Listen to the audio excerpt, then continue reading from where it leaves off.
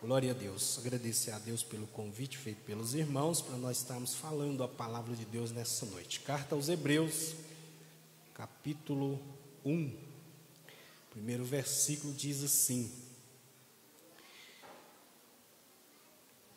havendo Deus antigamente falado muitas vezes, de muitas maneiras aos pais pelos profetas, nestes últimos dias a nós nos falou pelo Filho, a quem constituiu o herdeiro de todas as coisas e por quem também fez o mundo, sendo ele o resplendor da sua glória e a expressa imagem do seu ser, e sustentando todas as coisas pela palavra do seu poder, havendo ele mesmo feito a purificação dos pecados, assentou-se à direita da majestade nas alturas. Amém? Os irmãos podem assentar. Deus abençoe pela reverência dos irmãos a preciosa palavra do nosso Deus. Meus irmãos, esse texto que nós acabamos de ler, ele nos dá uma sentença, e esta sentença é que Deus fala. O Deus que nós servimos, eu vou ser bem objetivo aqui, viu, irmãos? Até perguntei ao pastor Enivaldo, que ele foi bastante generoso com o tempo aqui, como é que estava a programação, para me entregar antes para ele, para não prejudicar a programação aqui, mas ele foi muito generoso hoje, né? Irmãos, a sentença que nós temos nesse primeiro verso de Hebreus capítulo 1, verso 1, é que Deus fala. Deus é um ser pessoal, e como uma pessoa, sendo um ser pessoal, ele possui personalidade. Um dos aspectos de um ser pessoal ou de uma pessoa é a linguagem, né? Os animais têm alguma forma de comunicação, mas não existe uma linguagem nos animais como o ser humano tem, e o ser humano herdou isso de Deus. Deus é um ser que fala, e é importante nós termos o conhecimento disso, porque nós, como seres humanos, nós somos dependentes, e dependentes de Deus. Nós estamos num dia onde os irmãos estão fazendo um culto cuja temática é o Dia das Mães, e o profeta Isaías, no capítulo 49, no verso 15, ele escreveu da seguinte forma, o Senhor Deus falando por meio do profeta. Deus diz assim que se uma mãe esquecer do filho que amamenta, ele faz aquela pergunta: uma mãe esquecer-se do filho que amamenta? E naturalmente a nossa resposta seria não. Mas Deus diz: mas ainda que esta viesse a esquecer, aí Deus diz: todavia eu não me esquecerei de ti.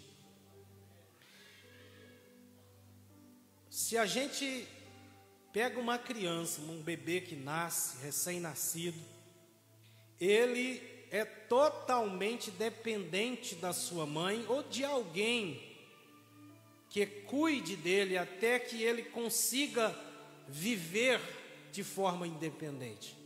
Se uma criança nasce hoje, ela é abandonada em algum lugar, o destino dela já está traçado.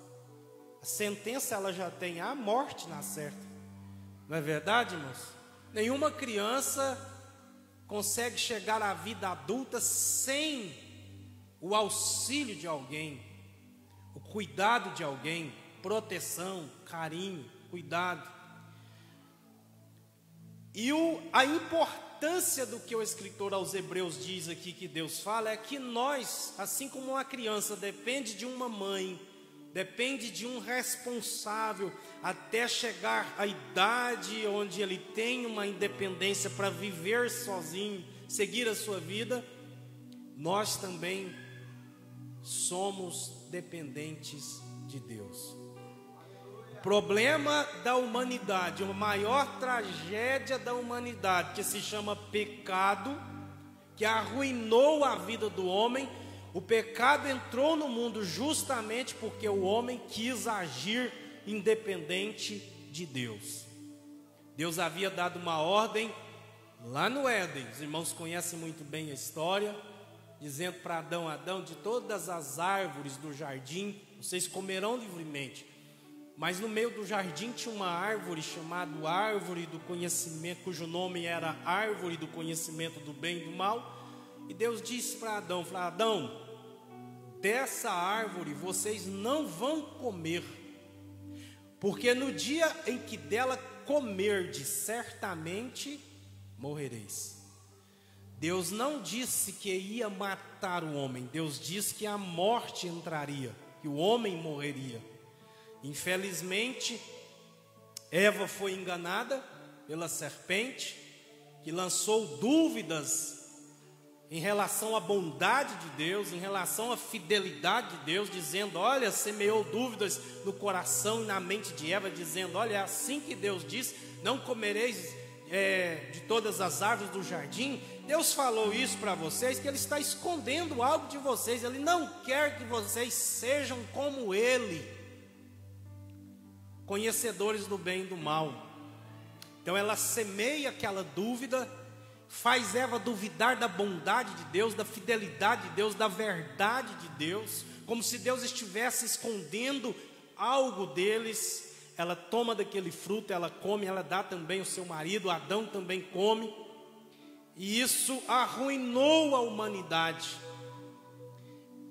Essa desobediência de Adão afetou não só Adão, mas toda a humanidade, pois a Bíblia diz que todos, Adão é o representante da humanidade, assim como Cristo é o segundo Adão e também o nosso representante diante de Deus.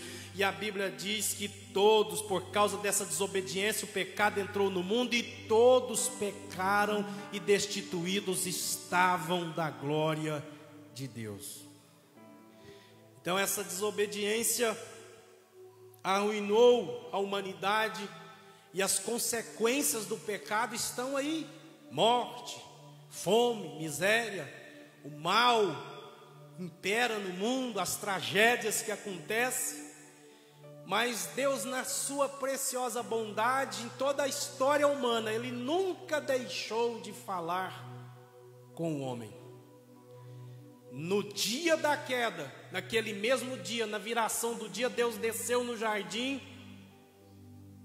e falou com o homem, revelando o estado miserável que a humanidade se encontrava. Mas Deus diz que haveria de prover alguém que nasceria, a semente da mulher, que através do derramamento do sangue, tipificado naquele animal que foi morto e sacrificado para vestir o homem, Deus estava dizendo com aquilo, com aquela ação e com aquelas palavras: alguém vai vir e vai mudar a história de vocês.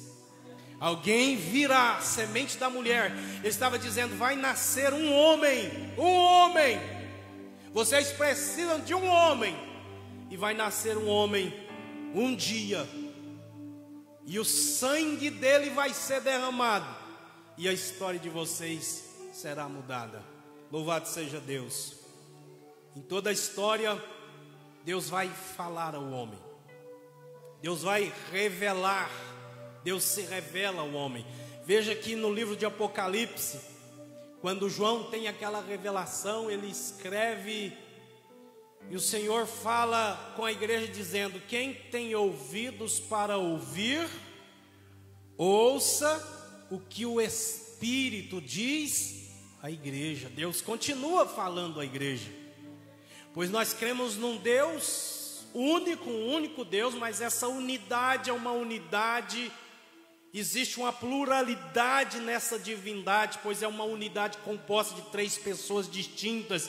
Isso é revelado nas Escrituras: o Pai, o Filho e o Espírito Santo. E quando a Bíblia diz que o Espírito fala à igreja e que a igreja precisa ouvir o que o Espírito está falando à igreja, significa, por meio do Espírito, Deus continua falando à igreja. E hoje Ele está falando à igreja de Serra do Salitre nessa noite. E Ele diz: quem tem ouvidos para ouvir, ouça o que o Espírito diz à igreja. Em toda a história da humanidade, Deus se revela. Deus é um Deus, eu sempre digo isso, que Deus é um Deus de revelação. Deus se revela de forma geral, Deus se revela de várias formas. Alguns teólogos, como John Stott, diz que Deus se revela de 4 formas, ou de 4 maneiras. E a primeira maneira de Deus se revela de forma geral, ou é a revelação natural de Deus. E o que é essa revelação natural de Deus? É Deus se revelando através da criação.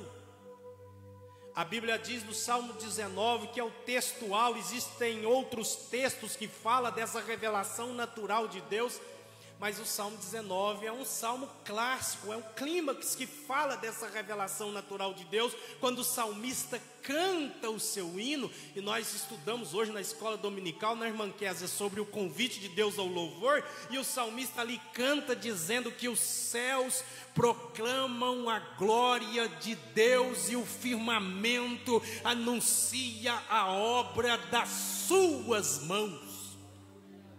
E essa revelação de Deus tem algumas características, e a primeira característica dessa revelação é que ela é visível. Todos podem vê-la, todos podem ver essa revelação.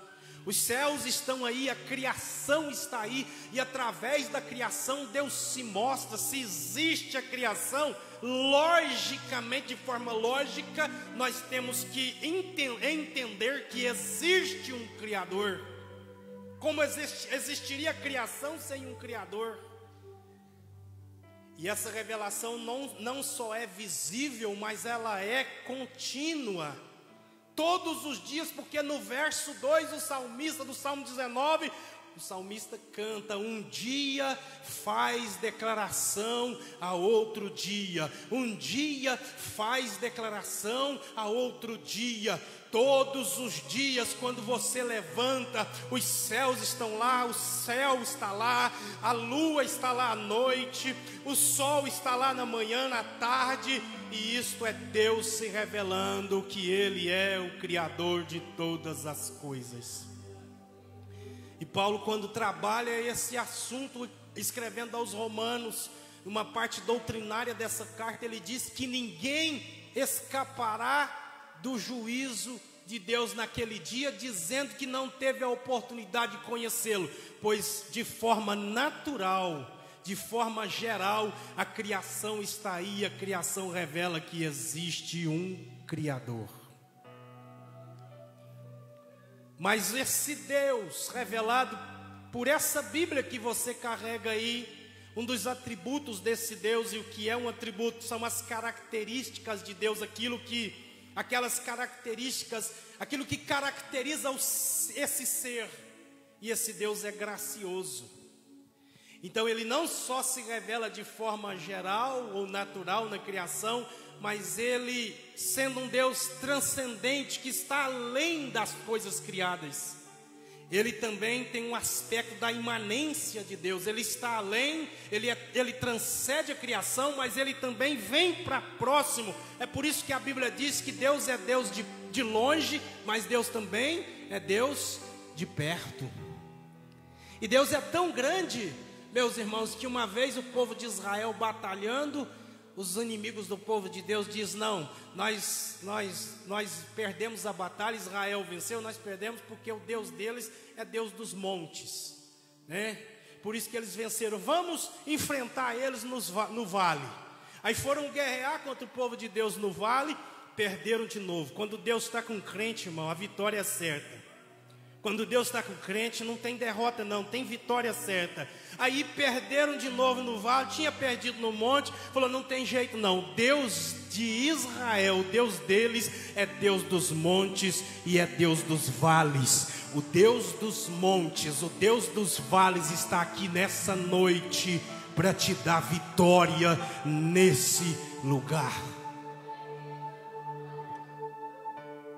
Então Ele está além, mas Ele não é só Deus de longe, Ele é Deus de perto. Então Deus se aproxima e vai se revelar ao homem de forma especial. Esse é o segundo aspecto da revelação divina, e essa revelação especial é chamada também de revelação sobrenatural, porque ninguém teria condições de conhecer Deus por outro método que não fosse o método da revelação. É Ele. O que é o termo revelação? O termo revelação é um termo que vem do latim, que significa tirar o véu. Véu nos faz lembrar daquele véu que tinha no templo, e ele fazia uma separação, impedindo que as pessoas conhecessem ou tivessem a visão do que estava atrás daquele véu, ali no Santo dos Santos. Então, quando eu digo que Deus é um Deus de revelação, significa que Deus é aquele que abre o véu e vem para que nós o vejamos, para que nós o conheçamos, para que nós saibamos quem Ele é, o que Ele faz, as suas obras, o seu poder, a sua grandeza, a sua força, a sua autoridade.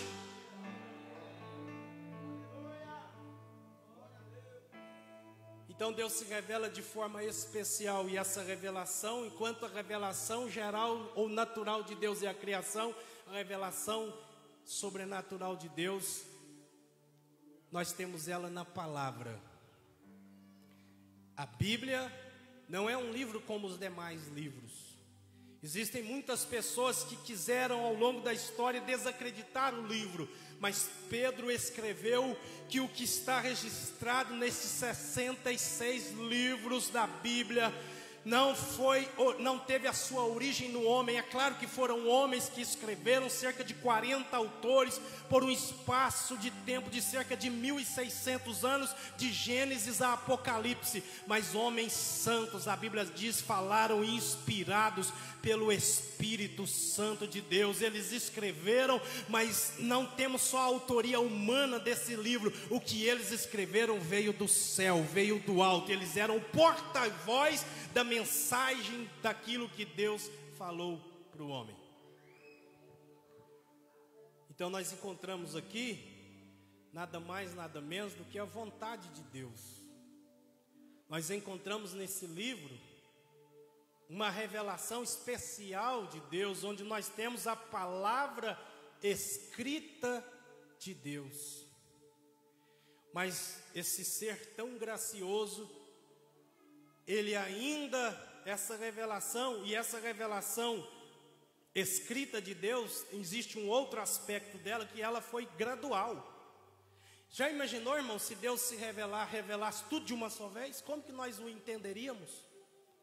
Deus chamou Abraão, porque através da linhagem de Abraão, Deus traria uma nação, e através daquela nação viria a semente da mulher, que eu falei no início dessa mensagem. E aquelas nações circunvizinhas, onde Abraão peregrinava, eles eram politeístas, triteístas, e daí por diante. Acreditavam na existência de vários deuses. A lua era um deus, o sol era um deus, uma árvore era um deus, os deuses, as forças da natureza eram deuses. E Deus então chama Abraão, para que através de Abraão surgisse a nação de Israel, e através da nação de Israel o mundo conhecesse que na verdade eles estavam enganados, que existe um único Deus. Deuteronômio capítulo 6, verso 4, a Bíblia diz: ouve, ó Israel, o Senhor vosso Deus é o único Senhor. Então Israel foi chamado e levantado por Deus, entre outros aspectos, para que aquelas nações conhecessem o Deus único. O único Deus, Criador dos céus e da terra, do mar e de tudo quanto existe. Aí lá no Antigo Testamento nós vemos Deus trazendo essa revelação da unidade de Deus. E quando o povo já estava pronto e preparado, já entendia sobre a unidade de Deus, que Deus é único, então eles estavam preparados para uma nova revelação. enquanto eles já estavam preparados para Deus continuar essa revelação gradual, porque a revelação divina ela é gradual, ela é gradativa. Então assim que eles entenderam e compreenderam que Deus era um Deus único, e existem algumas pistas no Antigo Testamento que fala sobre a Trindade, que nos dão ideia da Trindade, um Deus triúnico que subsiste em 3 pessoas distintas, o Pai, o Filho e o Espírito Santo, mas isso está implícito lá no Antigo Testamento, isso não é explicitado no Antigo Testamento.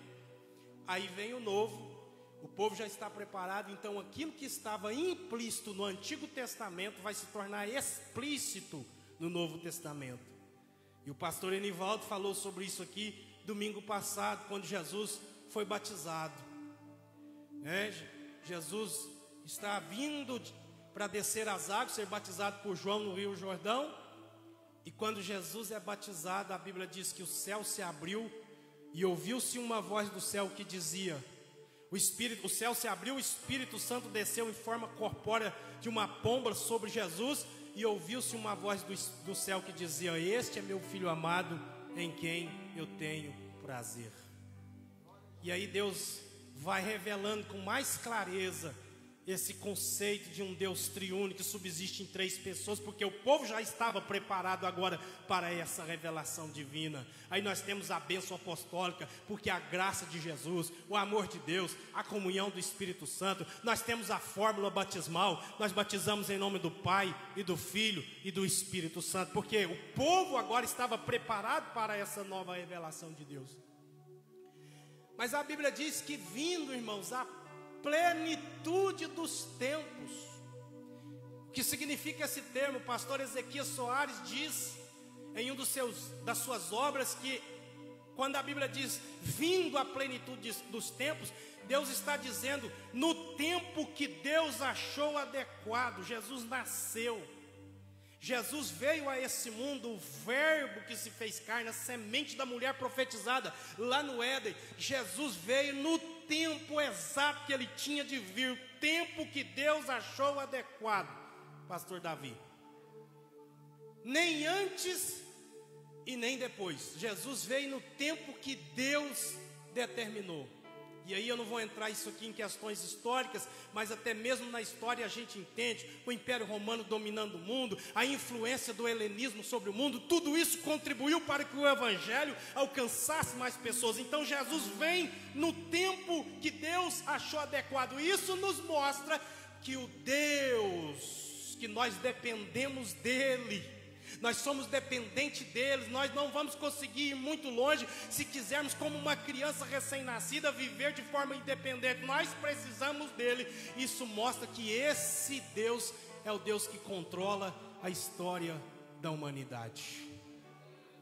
Às vezes nós olhamos as coisas ruins que acontecem, nós temos a tendência de pensar que Deus não está no controle, que Deus perdeu o controle, que as coisas fugiram do controle de Deus, mas é um grande engano. O Deus criador de todas as coisas, o nosso Deus, o Deus dessa igreja, ainda permanece no controle de todas as coisas. A história está nas mãos de Deus. Ele já anuncia o fim desde o princípio. Às vezes alguém pensa, Deus está perdendo o controle. Não está não, irmão, pode ficar tranquilo. Deus está controlando a história da humanidade, a história da vida do homem na terra. E por que não dizer, a sua história está nas mãos de Deus.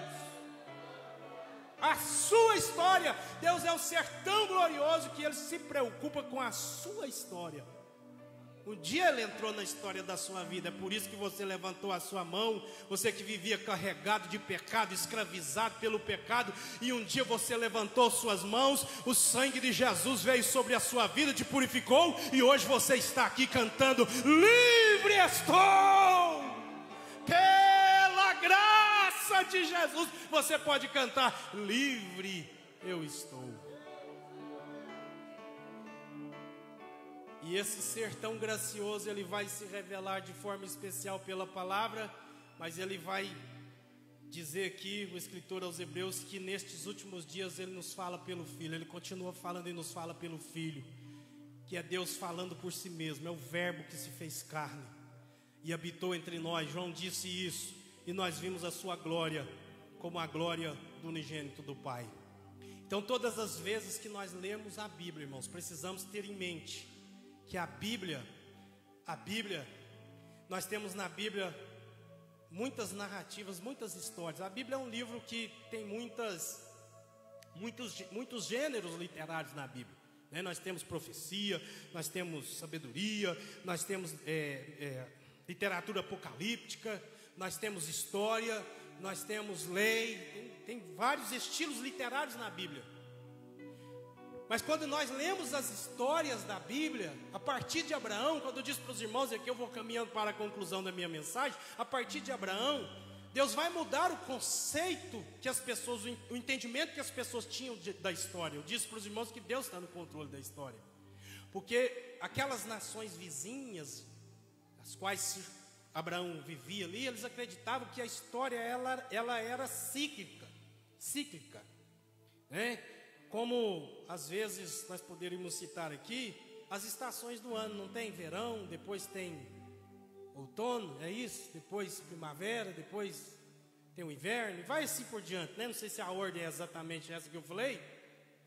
E eles acreditavam dessa forma, que um Deus do verão era vencido, então vinha um novo Deus, né? E depois aquele Deus era vencido, vinha outro, e a história era controlada pelas divindades. Mas quando vem Abraão, Deus vai mostrar que a história ela não é cíclica, mas ela vai tomando um rumo diferente, ela vai tendo uma continuidade. Não é voltar ao mesmo ciclo, mas ela vai tendo uma continuidade, ela é contínua. E Deus vai mostrar que quem está no controle da história é Ele. É Ele que controla a história. É Ele que está no controle de todas as coisas.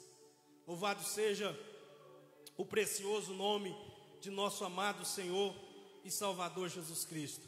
E nessa revelação divina, por meio de Jesus, Deus demonstrou de forma muito clara, Jesus vindo ao mundo no tempo que Deus achou adequado, no momento adequado, no tempo que Deus estabeleceu. Deus mostrou de forma plena que Ele é aquele que controla todas as coisas e que está no controle da história.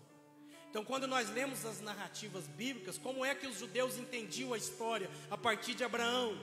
Eles entendiam que a história era a história de Jeová com o seu povo, eram as vitórias de Deus, eram os atos de justiça que Deus executava a favor do seu povo, eram os atos, a história, eram os atos misericordiosos de Deus a favor do seu povo. Era dessa forma que eles viam a história. Então, quando nós lemos as narrativas bíblicas, nós precisamos entender, e eu posso falar isso com propriedade, porque eu sou professor de história, mas biblicamente falando, a história bíblica é a história de Deus. A gente pensa aí que é a história do homem, mas na verdade é a história de Deus, é o que Deus fez para salvar o homem, para resgatar o homem, para mudar o homem, para transformar o homem. E aí, quando a gente lê os textos sagrados, as passagens bíblicas, as histórias da Bíblia, muitas vezes nós nos colocamos naquela história. A gente lê a história de Davi, né? E aí a gente fala assim: não, eu sou o Davi, porque o gigante que levantar contra mim, Deus vai jogar esse gigante por terra. Não é assim que a gente lê a Bíblia, a maioria das vezes. Aí a gente lê a história de Josué e pensa assim: ah, eu sou Josué nessa história aqui, porque Deus vai jogar essa muralha por terra. E a gente lê a história de Gideão e diz: não, assim como o Gideão com 300 venceu essa batalha, Deus vai me usar, vai me levantar, eu vou vencer. A maioria das pessoas lê a Bíblia dessa maneira. Mas tem um problema com esse tipo de leitura, irmãos, não que seja errado, mas é que a gente só se identifica com os vencedores. Porque quando a gente lê a história de Judas, tem alguém que quer ser o Judas da história aqui? Não tem ninguém. Ninguém quer ser o Judas da história, ninguém se identifica com Judas. E nós somos falhos, somos pecadores, mas só nos identificamos com aqueles vencedores, com aqueles que tiveram, que foram honrados. Mas precisamos entender que muito além do que Deus vai fazer e que Deus revela nessas histórias, que Ele estava no controle, assim como Ele está no controle da nossa vida, é que Deus naquela história, toda a história bíblica, ela tem uma intencionalidade teológica, existe uma intenção de Deus de nos ensinar algo ali, e às vezes tem algo escondido ali que vai muito além do que você se identificar com Davi lutando com o gigante. Às vezes Cristo está sendo revelado naquela história. E o que mais nós precisamos nestes últimos dias é de Cristo, porque nós somos dependentes dele. Às vezes nós pensamos tanto ser revestido para vencer, e nós precisamos é dele conosco, porque é ele que vai guerrear conosco, é ele que vai nos tornar vencedor, é ele que vai batalhar por nós, é ele estando conosco. A Bíblia diz que se Deus é por nós, quem será contra nós? E aí tem uma passagem para me concluir a mensagem, em Gênesis capítulo 24, no verso 35, Abraão chega, chama o seu moço e fala: vai lá na minha terra buscar uma esposa para o meu filho Isaac. E o moço vai, e quando ele chega lá, os irmãos conhecem a história, não vou entrar em detalhes. Ele faz um voto com Deus ali, um propósito, e vem Rebeca, né? E ela vem ali e dá de beber os camelos, fala: não, é essa que Deus escolheu. E a história acaba que aquele moço, servo de Abraão, vai para a casa de Labão, né, do pai, vai para a casa que é irmão de Rebeca, vai para a casa do pai, e conta toda a história, que ele tinha sido enviado pelo seu senhor, e o senhor dele, que era Abraão, falou: olha, você vai levar uma esposa daqui para o meu filho Isaac. Só que a Bíblia ela é tão rica, irmãos, que existem muitas figuras de linguagem na Bíblia. E quando a gente lê essa passagem, a gente começa a identificar Abraão com Deus nessa passagem, como sendo o pai. A gente começa a identificar que Isaac é um tipo de Cristo na história. A gente começa a identificar na história que Rebeca é um tipo da noiva, do filho, do pai. E a gente identifica que quando a gente estuda sobre a Trindade, nós não estudamos que o Espírito Santo é o executivo da Trindade, aquele que vai buscar a noiva e levar a noiva, trazer a noiva para o filho, aquele que executa esse trabalho. Nós temos o servo de Abraão sendo identificado, um tipo, né? Uma representação do Espírito Santo naquela passagem. E quando ele chega lá no verso 35, sabe o que aquele moço que representa o Espírito Santo fala para eles, fala para a noiva? Fala assim: olha, verso 35, capítulo 24: o Senhor tem abençoado muito o meu Senhor, ele tem engrandecido, e Deus deu a ele rebanho, gado, prata, ouro, escravo, escravas, camelos e jumentas. Aí no verso 36 diz: e Sara, mulher de meu Senhor, depois de velha, deu um filho ao meu Senhor, e o pai, que era Abraão, que representa Deus na história, lhe deu todos os seus bens. Ou seja, Isaac é herdeiro de tudo quanto Deus, Isaac é herdeiro de tudo quanto Abraão tinha, significando que o filho, que Cristo, tem tudo que Deus tem. Em 2 minutos eu te entrego, pode ser, pastor Nivaldo? Falta 10 minutos, com 8 minutos eu entrego. Sabe o que significa isso aqui, irmãos? Significa que nessa passagem, se todos esses personagens representam essas pessoas, o Pai, o Filho, o Espírito Santo e a igreja, a noiva, significa que a noiva deu ouvidos àquilo que o Espírito falava. Rebeca deu ouvido àquilo que o servo de Abraão falou. E o servo de Abraão falou que Isaac era rico, que Isaac era poderoso, que Isaac tinha tudo quanto o pai tinha, o filho também tinha.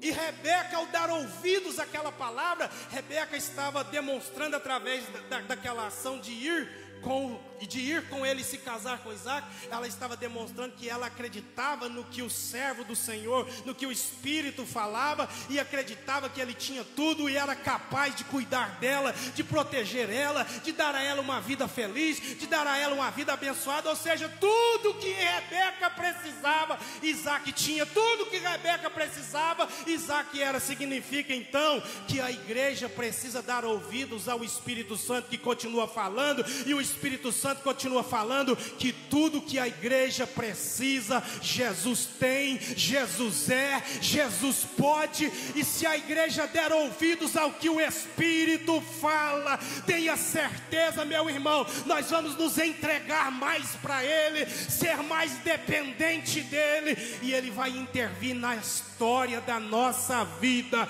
e cuidar de cada um de nós, e nos proteger, e nos livrar, e a nossa caminhada vai ser uma caminhada abençoada. Então eu finalizo essa palavra dizendo que o Espírito continua falando. Deus é um Deus, um ser que fala, e o Espírito continua falando. E o Espírito está dizendo que tudo que nós precisamos é de Jesus. Temos procurado às vezes muitas coisas, mas o melhor dessa terra está aqui, ó, diante de você. Tem um hino antigo que os irmãos cantavam que falava assim, que quem tem Jesus tem tudo. Quem não tem nada, mas quem tem Jesus Cristo. Às vezes a gente preocupa com tanta coisa, eu tenho que fazer isso, fazer aquilo, buscar isso, estudar teologia, estudar isso. Meu irmão, quem o Espírito está falando do Filho nessa noite? Quem tem Jesus tem tudo. Tem alguém que tem Jesus na vida aí? Tem alguém que já recebeu Jesus como Salvador? Meu irmão, o bem mais precioso nessa terra você tem. E ele falou assim, que tem todo o poder no céu e na terra. Que é essa dificuldade para o seu Deus? Que é essa luta? Que é essa enfermidade para o seu Senhor? Volte com essa palavra, que o Espírito Santo fale melhor em cada coração.